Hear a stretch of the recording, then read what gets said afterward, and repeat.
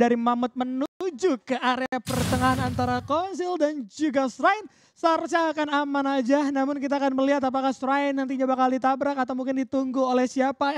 Terus Revenery juga apakah akan ada pergesekan atau hanya teman-teman Indostar saja sesuai apa yang memang kita prediksi dari awal. Tidak ada gangguan membuat mereka cukup strong nantinya di Revenery. Yes, so far sih kita lihat di Revenery nggak ada yang nabrakin Indostar sama sekali ya. Bahkan dari Indostarnya pun nggak langsung 4 playernya turun dari Revenery, mereka melakukan split langsung ke arah yang lain gitu kan, memperluas jangkauan resource mereka juga kali ini.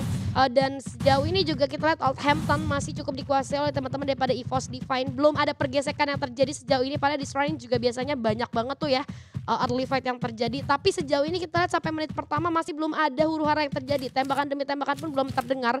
Masih semuanya ambil aman gitu. Masih coba untuk cari resource aja sebanyak-banyaknya. Kali ini Stone Ridge juga masih belum ada pergesekan yang terjadi ya, semuanya masih aman-aman aja. Bayfront juga sepi sih. Iya, kok melihat memang dengan arah pesawat yang stabil, ini membuat akhirnya beberapa tim juga tidak perlu untuk melakukan pergesekan di pagi hari ya. Mungkin beberapa anggotanya ada yang terpantau seperti Indostar yang kali ini memantau satu anggota dari arah Torat yang memang kalau kita melihat tadi pada saat Indostar turun pun mereka membagi 4 posisi. Revenery memang bagus untuk dijadikan arena bertahan, tapi kan harus ada yang bermain di luar juga. Cuman Oldhampton dapat ditabrak dengan begitu cepat oleh seorang Abax, tapi Abax kali ini harus tumbang di tangan seorang Boys dan langsung coba dieksekusi dengan begitu cepat. Ray tidak jadi melakukan follow up, balik lagi dia ke arah Shrine, sedangkan satu player dari arah Morp kali ini akan terculik di tangan kawan-kawan MBR. Ini banyak banget ya strategi lempar satu player ya. Jadi banyak dari tim-timnya yang melempar satu orang playernya ke arah yang lain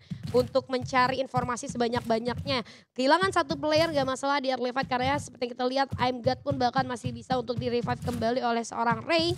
Dan di sisi lain MBR Epsilon kali ini dengan 4 player yang masih utuh, masih belum ada gangguan dari siapapun. Walaupun di minimap kita lihat ada satu player Indostar yang nampaknya mundur lagi regroup. Sementara di sisi lain GS Lux di Jun sudah mulai eye catching ke arah satu orang di sana. Udah ada satu player yang ternotis juga, tapi ada portal go dibuka kali ini. Jujun langsung notice ke arah bawah. Wah, itu respon yang cukup baik sih dari seorang Jujun. Iya, itu Jujun tadi kalau gegabah coba untuk menghadapinya secara terbuka kayak gitu, jelas Jujun yang dalam keadaan tidak siap ya. Even di balik wall kemudian bisa bergerak ke sisi kanan, tapi ruang tembaknya yang terlalu sempit. Itu yang membuat Jujun berada dalam resiko yang sangat-sangat besar.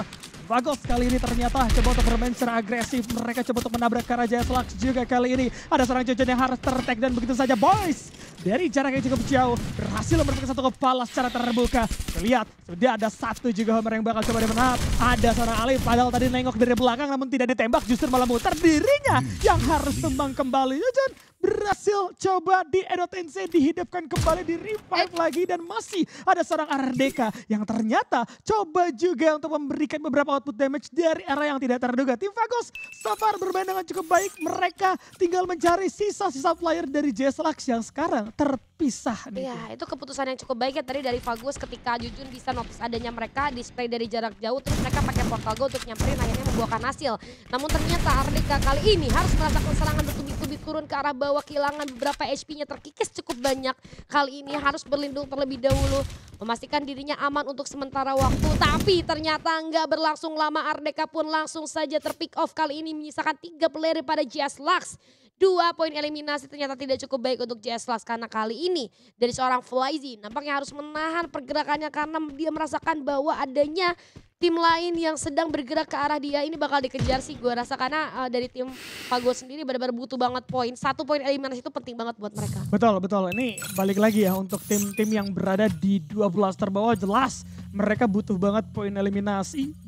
Poin dengan jenis apapun, entah mungkin plasma dan juga eliminasi, jelas sangat-sangat dibutuhkan. Apalagi Vagos yang kalau kalian lihat baru mendapatkan 4 poin saja dan Onyx jauh sekali dengan 49 poin. Apakah iya ini adalah hal yang cukup sulit gitu ya untuk Vagos untuk mengimbangi keberadaan dari Onyx, dan yang memang jadi pertanyaan apakah Onyx kali ini atau di hari ini bisa mengumpulkan genap 100 poin atau justru akan disalip oleh tim lain nih Jul ya?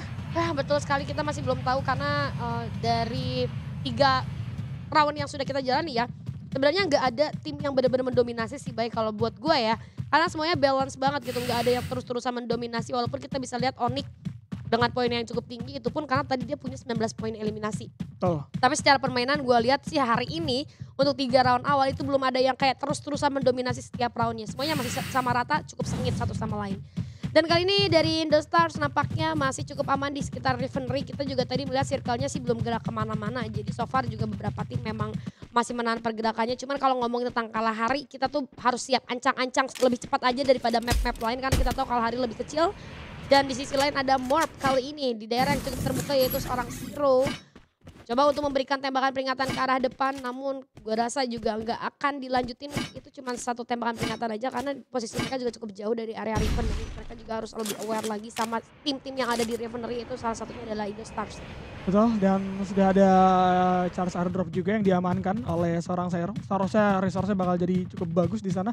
SVD mungkin bisa ngedrop, cocok banget untuk seorang Sero nantinya bermain dengan jarak yang cukup jauh. Karena kita tahu kan cukup penting juga kalian punya senjata jarak jauh yang memang kalau bermain di Kalahari itu terlalu banyak tingkatan high ground dan juga logonya, ya harus dimaksimalkan juga pertempuran jarak jauh. Jadi nanti Sero juga akan berperan sangat-sangat penting nih untuk di map Kalahari. Apakah bisa mengulangi hal yang sama menjadi MVP lagi untuk timnya atau justru mungkin nanti bakal kesulitan di dalam beberapa rotasi yang akan terjadi. Tapi Kagendra kali ini udah mulai melihat beberapa glue wall.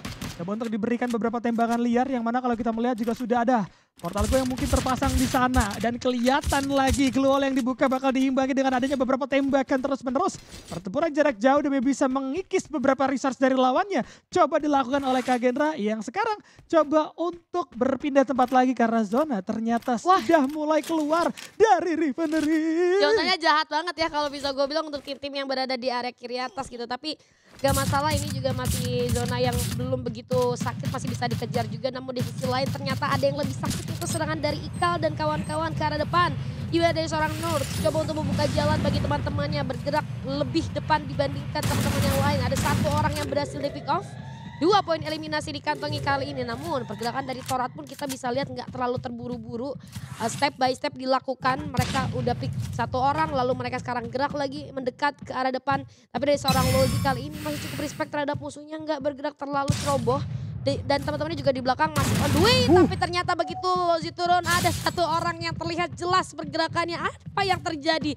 Kenapa dia tadi polos banget jalannya? Padahal udah tahu ya anak Torat dari sana arahnya. Iya itu tadi Chris memang coba untuk memberikan info ya. Dia sebenarnya pengen masuk ke lantai bawahnya supaya teman-teman Torat juga terdelay. Timingnya pas aja ya. Dalam segi move dan segala macam. Tapi timingnya pas sehingga Lozi langsung mengenai satu kepala secara cepat. Dan berhasil mendapatkan ke arah seorang Chris. Sayang 1000 sayang tapi gak masalah. Jibril juga masih bisa membangkitkan ke arah seorang Chris. Masih bisa kumpul lagi, masih bisa regroup lagi teman-teman dari ARV atau teman-teman dari SCF itu sendiri.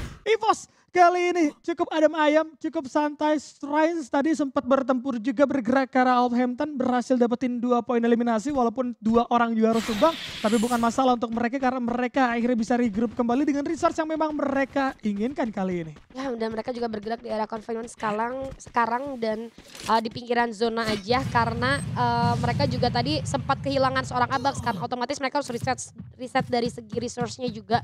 Jadi opsi mereka untuk bermain dengan aman sih gue rasa ini cukup bijak untuk EVOS Divine sendiri. Sementara kita move lagi kali ini di daerah teman-teman Morp Team ya.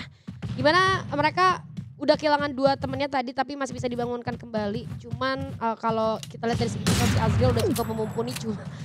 Kita lihat, aduh gue baru lagi ngomongin Azriel tadi tiba-tiba udah ada tembakan yang cukup parah mengenai teman-teman Indostars. Serangan balasan juga diterima oleh Morp Team kali ini. Cibeng tadi hampir saja berhasil di pick off. Namun respon yang cukup cepat dari teman-temannya, upaya backup dilakukan dan kali ini masih imbang 4 lawan 4. Tapi di sisi lain yang gak imbang ternyata EVOS Divine karena Abax dan juga Ray berhasil dijatuhkan. Menyisakan Gedai saja dan Aimgad kali ini yang harus berperang untuk mendapatkan posisi yang cukup nyaman. Namun nampaknya dari seorang Gedai gak bisa berbuat banyak. Side untuk mundur itu adalah keputusan yang cukup baik. Tapi di sisi lain ada Morp Team juga kali ini yang langsung all in ke arah teman-teman tim Indostars. Sementara di arah belakang kalau kita lihat dari minimap ternyata ada pendatang itu Jaslah yang siap untuk merusak pertarungan antara Morp dan juga Indostars. Tersisa seorang diri yaitu Maal mengurung diri di balik wall. Ini harapannya benar-benar kecil banget buat seorang Maal karena teman-teman daripada tim Jaslah siap untuk merecoki teman-teman daripada tim Indostar dan juga Morph Team. Satu persatu sudah mulai dilakukan dari seorang Jujun dengan charge blaster, coba untuk dicas lagi. Coba untuk mencari celah dari seorang Ardeka kali ini, namun nampaknya dari seorang Lim gak bisa bertahan cukup lama Bayi Kodok. Yes, ini dia yang dibutuhkan sama JSLux. Mereka nggak perlu bertempur langsung, tapi mereka butuh momen bisa jadi orang ketiga Ya, di dalam sebuah pertempuran. Lihat bagaimana mereka mendapatkan pundi-pundi poin eliminasi. Namun Kagendra yang sempat menang di confinement terhadap EVOS, justru ada Torat kali ini yang ikut campur membuat mereka pun kewalahan. Bahkan dari seorang Rin coba untuk bersembunyi di pojokan menyambut dua orang sekaligus di sisi luar, tapi tidak akan dibiarkan bisa melarikan diri oleh seorang Nord. Kagendra dipaksa tusun di posisi ke-12, padahal mereka hampir saja meratakan EVOS, sedangkan EVOS satu player yang tersisa akan menahan nafasnya, akan bersembunyi terus-menerus, dan kita melihat kembali pertempuran di area bibir zona akan terjadi lagi kali ini karena kawan-kawan Dewa yang ternyata masuk ke dalam zona dengan tempo yang lebih lambat akan menyisir area kanan kirinya terlebih dahulu supaya bisa memaksimalkan pundi-pundi poin eliminasi yang sekarang memang baru mendapatkan satu nih dari Dewa. Ya, tapi kalau kita lihat juga banyak banget tim yang bermain di bibir-bibir zona ya, dan juga ini untuk EVOS Divine yang menyisakan salah satu playernya itu Gedai untuk menghidupkan teman-temannya kembali. Ini menjadi pedang berat di menit ke-11 untuk map kalah hari ya. Betul. Namun ada hal yang berat lagi yang harus dihadapi oleh teman-teman daripada Onyx Olympus. Kita lihat dengan 0 poin eliminasi, coba untuk memberikan spray down ke arah tim musuhnya di arah depan. Kali ini beberapa tim Fagos sudah mulai terlihat pergerakannya, namun Kiba dan juga Gadus sudah menyusun rencana nampaknya melakukan setup terlebih dahulu untuk menghadapi Fagos yang semakin dekat lagi. Namun cara positioning dari tim Onyx Olympus masih cukup untung dibandingkan tim Fagos. Kenapa? Karena mereka udah di dalam circle, sementara tim Fagos masih belum berada di zona yang cukup aman. Jadi dari tim Fagos juga harus sedikit berhati-hati, ada UAV lagi juga kali ini, dan Kiba coba menghancurkan terlebih dahulu. Dan ini Onyx Olympus masih cukup aman sejauh ini. Nggak bisa untuk diras begitu aja karena secara pertahanan mereka cukup alot juga. Dimana mereka memiliki beberapa obstacle dan juga resource mereka memumpuni seperti Glue yang sudah dimiliki oleh teman-teman Onyx Olympus. Iya, komponnya bagus ya dari Onyx. Kalau mereka ditabrak itu Onyx harus menang. Lihat posisi juga tadi bagus banget. 3-1, 3 player berada di area rumah rongsok yang belakang. Terus satu player menahan di beberapa balok kayu gitu kan. Tapi kalau kita melihat Arsenal kali ini akan terjadi pertempuran. MBR 4 player bersamaan berkumpul di satu tempat yang sama, coba untuk menarik area dalam. Karena Arsenal tidak cocok memang untuk dijadikan tempat pertempuran. Itu bakal jadi cukup tricky. Tapi JSLux, tim yang baru saja aku puji untuk mendapat posisi cukup bagus. Tapi lihat Mister 05 terkena satu tembakan di tangan seorang Alif, namun masih belum ter-takedown. Kali ini Alif coba untuk menarik diri saja. Yes, keputusan yang bijak. Zona udah mulai terpantau dan masih ada 11 tim. Jadi kalau sampai tumbang sayang banget 7 poin eliminasinya. Tapi SCF atau ARV kali ini akan segera datang juga untuk memulai pertempuran. Karena mereka juga salah satu tim yang haus dengan poin eliminasi. 3 poin eliminasi berhasil dikumpulkan dengan cukup bagus. Serta ada Torat di sisi kiri. Terus Divine di sisi lain juga harus tumbang di posisi ke-11. Sayang 1000 sayang kita tidak melihat apa yang terjadi kali ini tuh. Emang kalau menurut gue sih dari EVOS Divine kan tadi mereka 3 orangnya dihidupin lagi. Gue rasa mereka di luar zona dihidupinnya dan gak sempat buat melakukan looting, malah ketemu tim lain. Ini menit ke-13 Bay, masih 10 tim tersisa.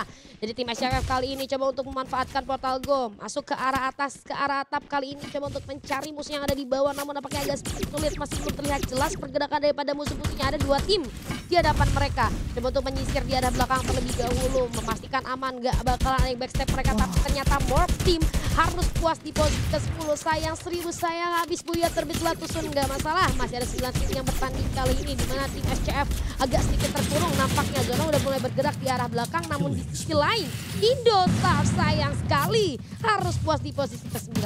Wah, Onyx ini belum muncul sama sekali loh, bahkan belum memulai pertempuran. Ini adalah pertempuran pertama yang mereka mulai. Lihat bagaimana Torat bakal coba ditabrak terlebih dahulu. Setup Glue sudah mulai terjadi. JSLux juga harus di posisi ke-8. Masih ada mono launcher juga dari Dragon yang dipegang sama seorang Kiba. Kali ini memaksa beberapa ledakan mengenai ke arah para penggawa dari Torat yang berada di dalam satu rumah yang sama. Untuk dijebol terlebih dahulu, di sisi atas juga sudah mulai terbagi posisinya. Onyx kali ini sadar ada tim lain juga yang bisa ikut campur, tapi Dewa juga harus tumbang di posisi yang ke-7. SCF sudah berada di dalam bersama dengan Torat. Mereka bakal coba join dari arah Onyx. Lihat sudah ada Tatsuya yang bakal coba dibuka sama seorang Kiba. Nampaknya ingin bermain cepat, tapi Torat tidak dari keluar. Masih ada MBR yang ternyata bermain di pikiran, berhasil menumbangkan Torat. 3 playernya harus menghilang begitu saja. Tim Fagos datang menjadi orang ketiga, berharap mendapatkan pundi-pundi poin eliminasi. Tapi lihat double glue wall yang dibuka sama seorang Rehan membuat dirinya berhasil bertahan, bahkan Fault mendapatkan momentum untuk menemukan satu penggawa terakhir dari arah tim Fagos bersama dengan SCM yang juga harus hilang di tangan Onyx kali ini, Jo. Wah, charge buster dari seorang Rehan sih tadi on point banget ya, cepet banget, gak ada yang miss sama sekali. Terus pergerakan dia menggunakan glownya juga cukup baik, sinkronisasi yang cukup hebat dari seorang Rehan tadi membuahkan banyaknya poin eliminasi untuk tim MBR sendiri. Tapi di sisi lain ada tim Genesis Dogma, ada Onyx Olympus dan juga salah satu player daripada tim Torat yang terjepit di antara dua tim ini kali ini dari seorang Borgai. Dan untuk menggunakan trogonnya ke arah depan dengan mode launcher, udah beberapa tembakan dilemparkan namun nampaknya masih belum cukup efektif. Dan kita dari seorang Borgai maju sedikit demi sedikit karena kita lihat juga dari teman-teman Onyx udah kehit sama zona, tapi dari seorang Yos ternyata berhasil terjadi. Dells pun menyusul, Borgai pun menyusul, satu player terakhir itu seorang Kiki. Akankah bisa mempertahankan tim Genesis Dogma? Namun dari Onyx Olympus 9 poin eliminasi, harus kehilangan seorang Garen. Tim Torat pun harus finish di posisi ketiga, Baik Kodok. Astaga, Genesis Dogma juga harus menghilang dan Onyx Olympus yang berhasil mendapatkan booyah. Real slow but sure. Kita nggak ngeliat Onyx Olympus melakukan pertarungan sama sekali, tapi di akhirnya mereka dapat booyah di